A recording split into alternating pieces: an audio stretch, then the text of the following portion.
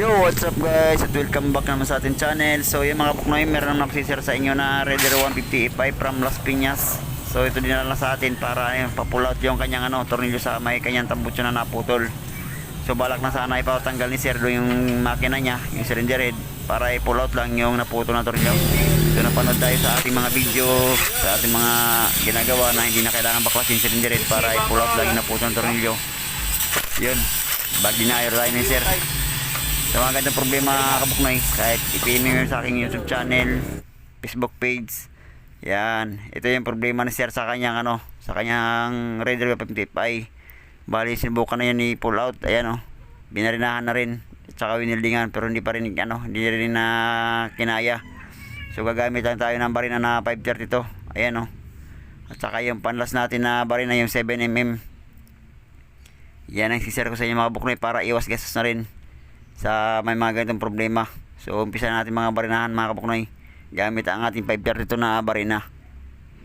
Yan, kailangan matyaga lang tayo magbarina sa mga ganitong problema. Kailangan maingat tayo kasi once na sumubra tayo o lumampas tayo dun sa ating tornilyo na naputol, pwede natin mabutas yung cylinder head. Kaya kailangan maingat tayo mga kabuknoy pag once na gagawa kayo ng ganitong putol na tornilyo sa inyong mga motor. Yan, tsatsagain nyo lang yung mga kabuknoy.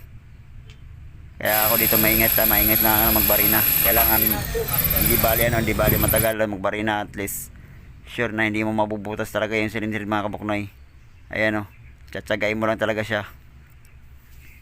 Kasi napakadelikado yung ginagawa ko tsaka yung pagbabarina na kasi baka sumubra o lumampas dun sa sa kanyang cylinder head, mabubutas talaga natin yung yung makina.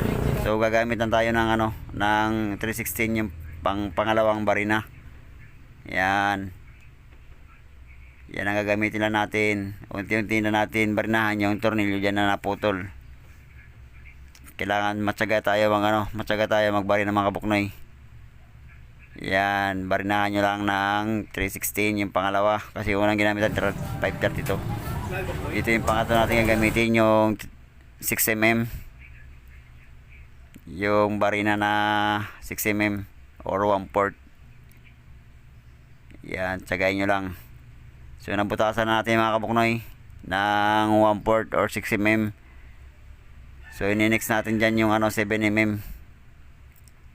Ito yung panlas natin na ito yung panlas natin na barina na gagamitin para doon sa atin na naputol. Yan yung 7mm. Kailangan matsagalan tayo mga kabuknoy sa pagbabarina. Lalo na ako. Yan. Kung may mga ganitong problema, hindi nyo ako PM sa aking YouTube channel, sa aking Facebook page. Yan. Yan, nabardahan ko na ng 7mm mga kabuknoy. Ito yung panlas natin na gagamitin na barina sa naputol na tornilyo doon sa kanyang cylinder head. Yan. So next na natin yung yung 1/4 na 8mm na hand top. Yan, kailangan maingat lang tayo dito mag-ikot-ikot ng ng hand top kasi once na maputol, mahirapan tayo matanggal yan kasi napakatigas talaga yung na yan, bala na yan na hand top. Yan.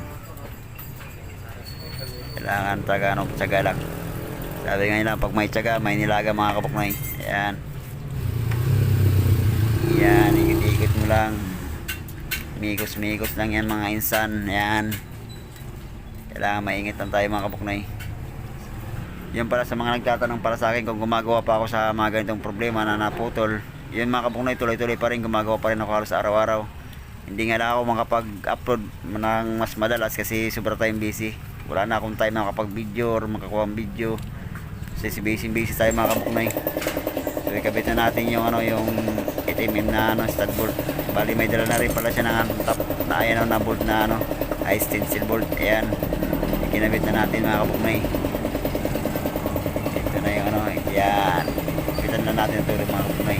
Bali nakuha natin yung tamang sukat at saka yung tamang lalim sa sa kanyang barina, saka yung lalim ng butas ng cylinder head.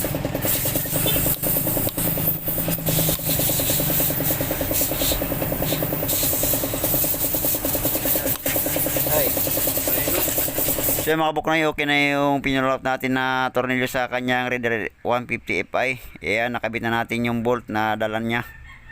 So yung mga kabuknoy, dito nakaiwas si sir sa kanyang sa kanyang Raider 150 Fi na pagpupull out na hindi na kailangan baklasin yung cylinder head. Ayan, iwas gastos na ito mga kabuknoy sa ginawa natin. Kailangan lang tayo, maingat talaga. So shoutout muna kay sir from Las Piñas. Ayan, si sir, para dinayo lang tayo taga dito para ipa-pull out lang yung kanyang problema sa kanyang Raider 150 Pi. So ikabit na natin yung tambutso. So ayan, ito yung pipe niya, ikabit na rin natin.